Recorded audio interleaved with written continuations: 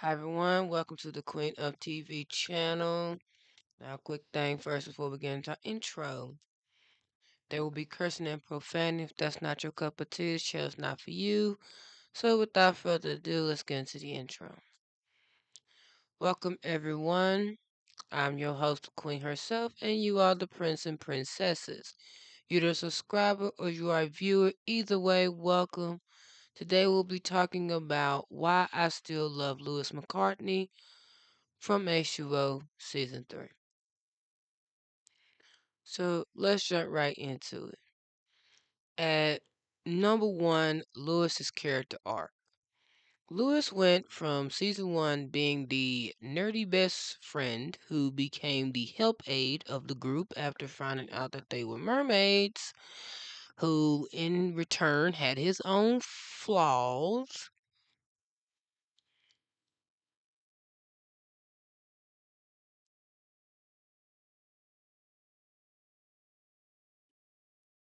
And made some mistakes and had to learn how to be their friend by the end of it and accept magic. He started off season two overprotective and very clingy due to the fact that he had a codependency of the girls needing him and felt that Cleo was more safer if he protected them instead of letting them do things on their own, which led him to a breakup with Cleo, and he ended up in arms of Charlotte as a friend for comfort, not a relationship, until that was forced onto him, causing a discord in his relationship with Cleo, Emma, and Ricky until that too had to be repaired.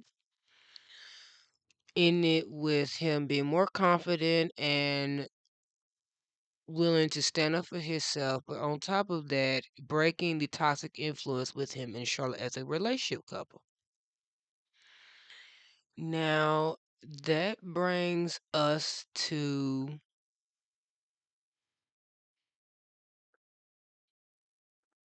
season three.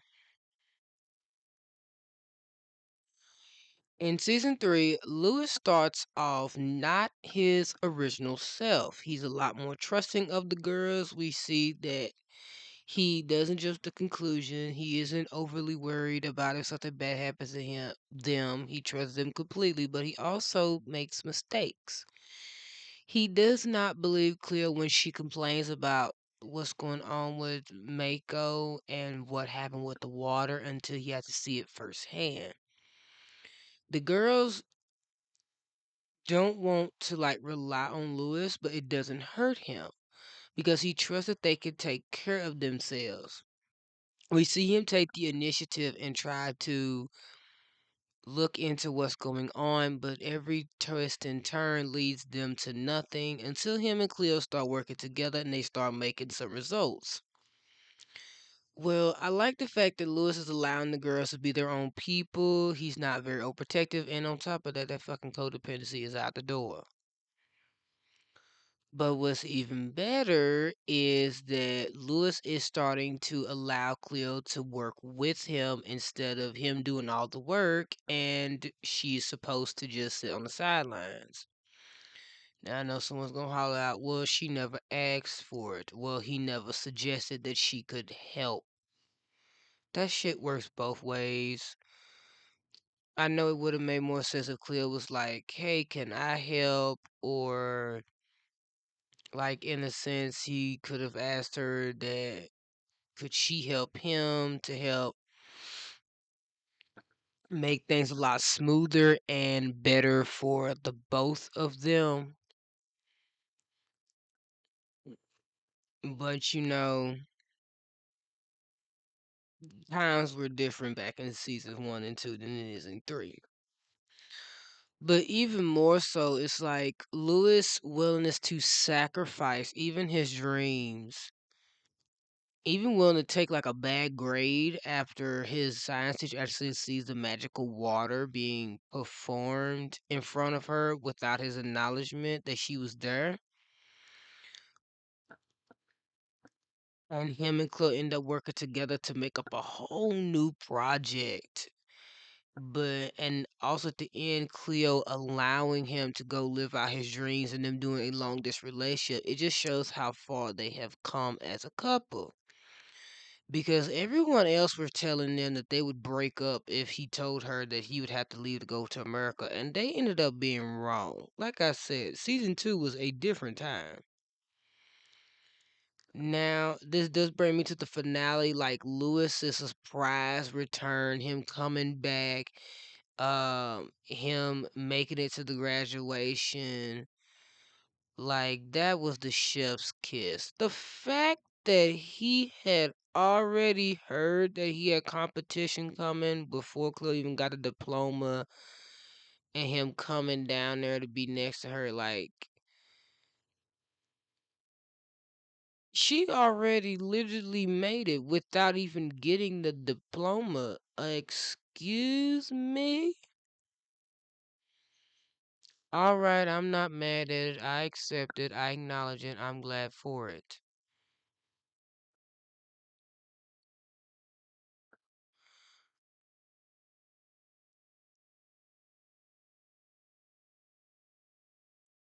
So now that brings us to the second one. Second reason. His relationship with Dom. If I thought to never ask, could you give me a father and son relationship in H2O? I am glad you gave me one without me asking. When the many times I've seen H2O, because I didn't watch season three that much because I was so hung up on season two and watching Charlotte get her comeuppance multiple times because I couldn't stand her. When I got to see HBO season three the few times that I did never not notice when watching season one all the way to three that Lewis and Dom's relationship changed. Because when Lewis and Dom first started out, Dom did not want Lewis in his house near his daughter like that, not a romantic way. As friends, that's fine, but dating, hell no. Mm-mm. That was a no go. In season two,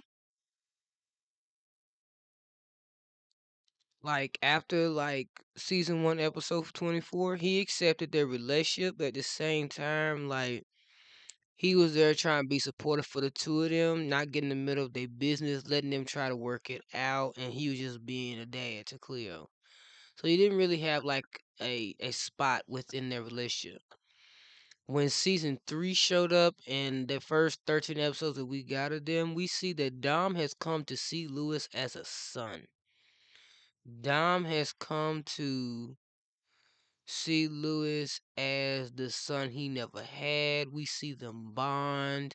We see Lewis like let Dom believe he won in golf. We see Lewis is like the son that Dom would always want. Not only this boy to play the drum, but this man is a golfer.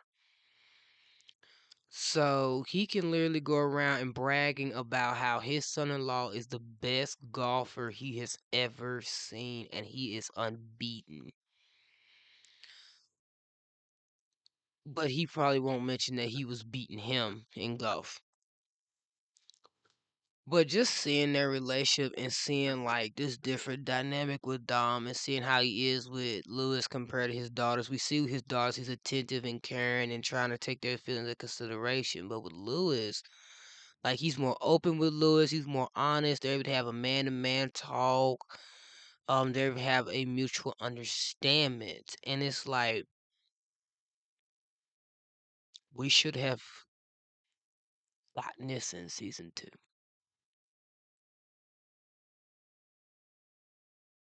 We should have gotten this season. Why the hell we getting this in season three when y'all's not finna have this continue on throughout the rest of the season? I don't know why, but okay. I digress. I fucking digress. Let's move on to the third reason why I love Lewis. Lewis being Lewis. Lewis being goofy, chill back, just chilling, just doing his thing, fishing. him doing his regular signs, him trying to just live his life day by day, him just being in absolute normalcy. It's like Lewis is not in it for the impressing nobody. Hey, I'm just here if you need me. I'm just gonna be out here living my best life. Would have been me. That would be me. I'd be like, look, y'all got all this drama going on. That's great. Let me know when y'all need me. I'm not finna stress myself. I got too much going on. That'd be me. That'd been me. Let me be great somewhere else. Now that brings us to the fourth thing. And I don't give a damn everybody mad about that third thing being simple. Oh, well, that's you. You want chaos. We don't. But number four,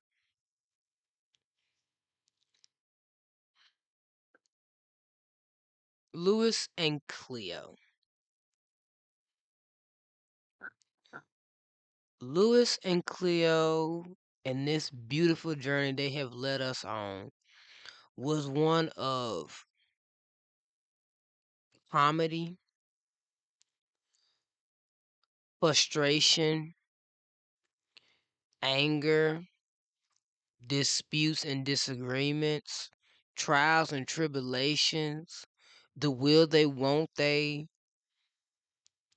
the we are still rooting for you, the hoping for the end game, the good, the bad, the sad, the ugly, the stuff that made us cry, the stuff that didn't, and then they give us the last tearjerker. Lewis is leaving for 12 episodes to go all the way to America.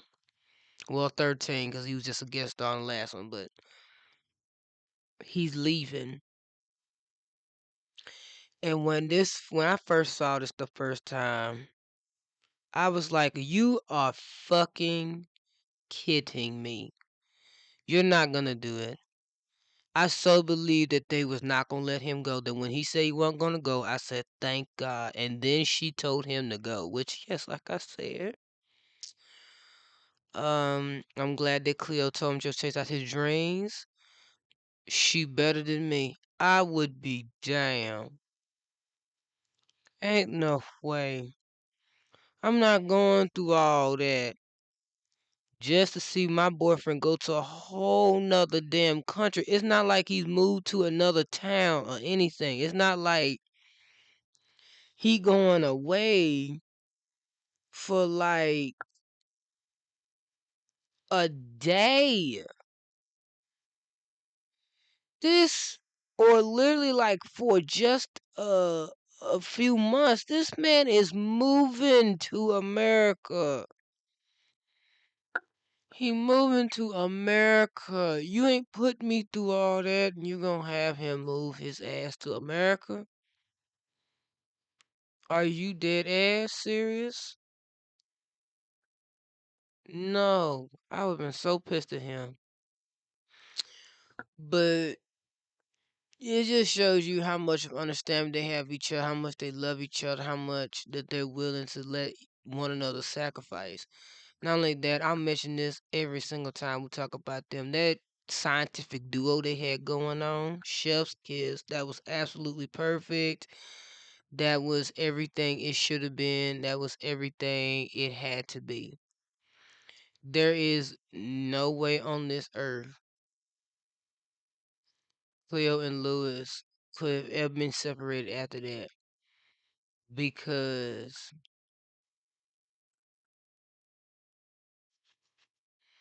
they both they figured out their problems. They got their shit together. I'm happy for them. But at the same time, they was married. That is husband and wife material right there. The way that they handled that situation, they handled their relationship better than most people handle their marriages. That is a partnership. That is a marriage. That is a marriage. And then we see the scene that she done cooked this man some dinner and she took this man this dinner.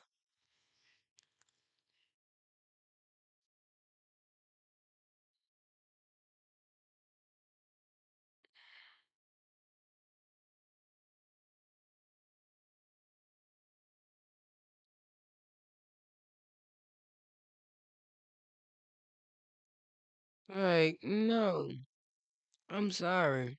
Some people got to get, some people got to have their significant other move in with them, or be sick, or shit, be married before their wife cook them any damn thing and bring it. This woman and man ain't even live together. This is her house. He's at her house. It's not even nighttime. It's still daylight. It's still the afternoon. She cooked this man dinner at her house. He ain't moved in, not once.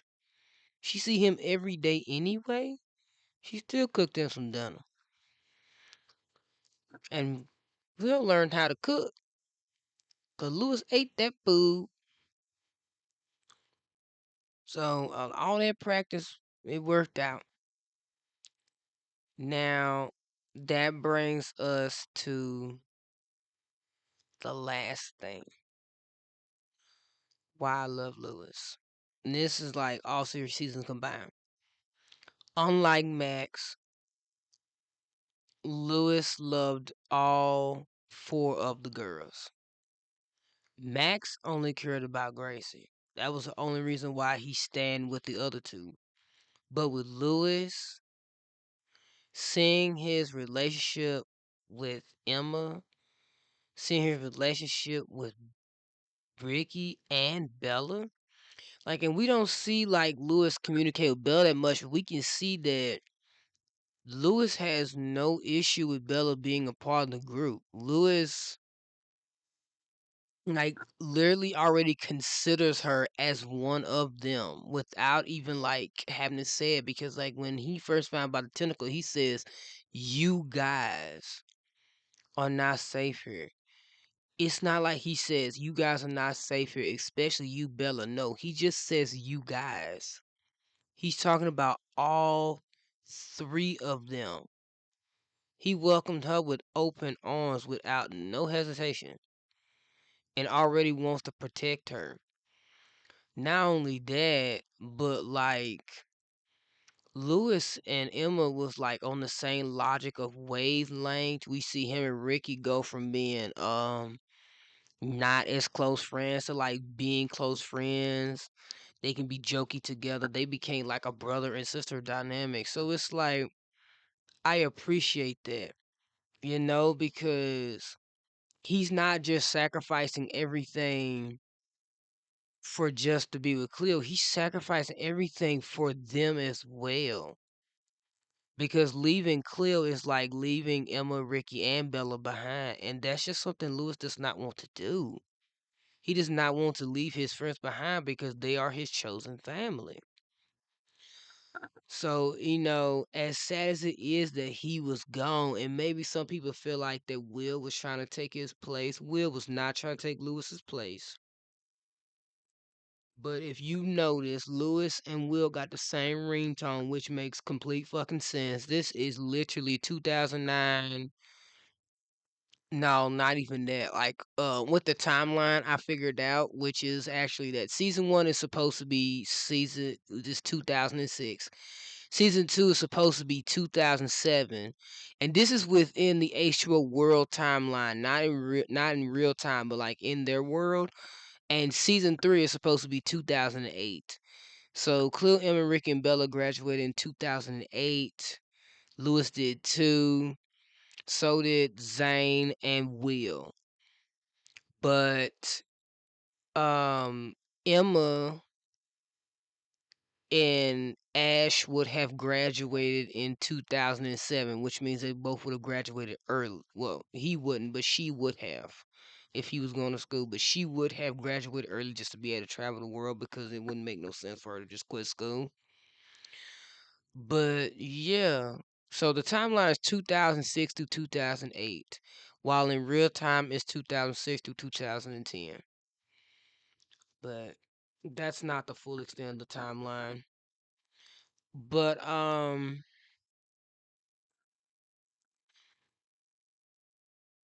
my thing is this, like, I've seen many TV shows, and I can only think of like five of them where the male character was supposed to be some kind of protector of like multiple friends or siblings.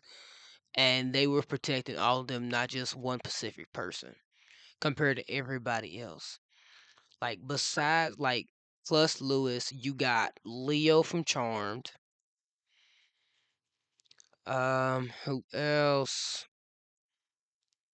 It's so many shows that I have seen that I cannot put it through my brain yet.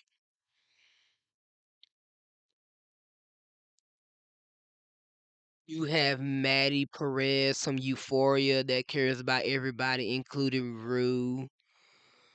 Um, so that's three. And so that's a female character. So it's male and female characters. Um,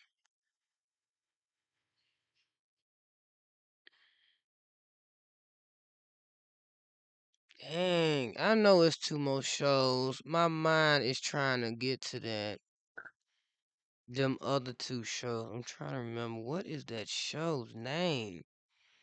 I can see one of the characters, but I can't think of it. Who is that character? Okay, I got one of them. I got Scott McCall. It's either Scott McCall or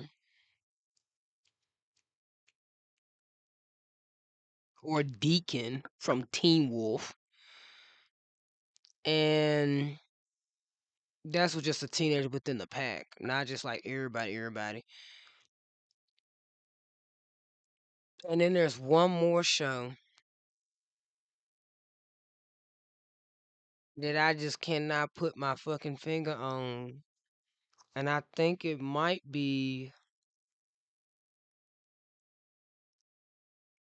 it's a female character. It is gosh, it's bringing me out it's bringing me out of my funk cuz I'm trying to think of her name. It's Veronica. Veronica from Shameless. That was the other character. Those are the five characters that I know of that generally care about everybody involved instead of that one person. For Veronica, it's all the Gallagher kids, just not just Fiona. Scott is for like everybody, even including Theo, not just his pack. Um, we already know about Leo, who he care about, so we ain't gotta go in detail with that one. Maddie, like I said, she care about everybody. Her friend, even Maddie, even though Maddie betrayed her. And then Euphoria, Charm, H2O, Teen Wolf, and Shames. Yeah, those are the five shows with those specific characters that I know care about everybody involved, not just that one person. And I don't know if there's already a name for that trope, but I do have a name for it. I call it, I have a different name for it. Now, don't make jokes about it, but the title I gave for it is The Protector, not just the Protector, but the Protective Warrior is the name. Those are literal warriors who are willing to protect people that they love, and it could be up to almost like nine people total. And they would give their life just so those people would survive, just so they can live. Those are the characters who put themselves in danger, put themselves within the crossfire to keep them Pacific people safe. Because we see that with Maddie. Um, we see that with Veronica. Hell, we see Leo literally damn near lose his mind to protect his loved ones. We've seen Scott like nearly die multiple times trying to protect everybody he loved and care about, even the people that should be his enemies. So it's like I don't know of any other characters that are like that. If you know, drop it down in the comments. But yeah, that's all I got for you guys today. I think I'm starting to come out this funk. Okay. Which many of you have probably already seen the community post. If you haven't, spoiler alert. I had a family member who was recently ill. They had died the day before Halloween, and we had just buried them this past Saturday. That's why I say I'm in this funk because in my mind, if I'm sitting here making videos and I'm sitting here being my regular self, that makes me a cold-hearted bitch. I'm sorry, yes. To me, it makes me a cold-hearted bitch. Um, this is pointing at myself for anybody that thinks it's a different reference. It's not.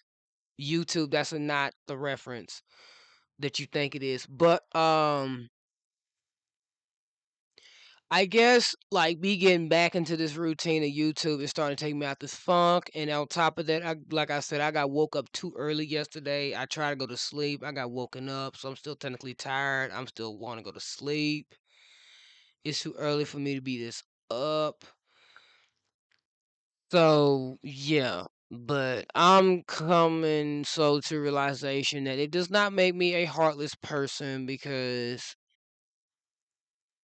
the thing about death is that we're supposed to celebrate the person's life and continue on being happy and keeping the memories. We're not supposed to stop our life because that's not what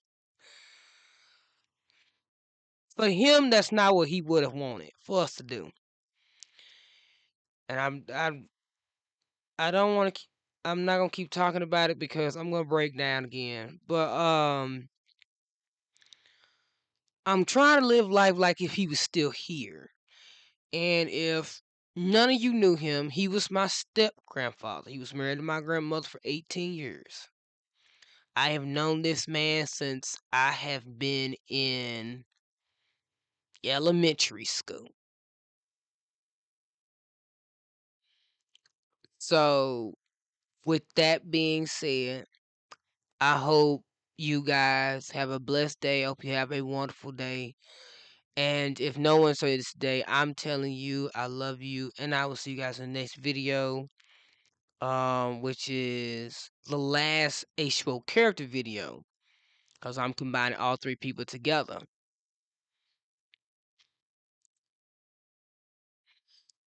The next video is why I hate Zayn, Kim, and Sophie. Yeah, this season is not the season that made me hate Zayn. It's just the all seasons combined made me hate Zayn, which was bound to happen considering that he keeps doing the same shit that he does. But we're gonna talk about that, and then I'll explain on the next videos. But I hope you guys love this video. Do not forget to like, comment, and subscribe. So until then, bye guys.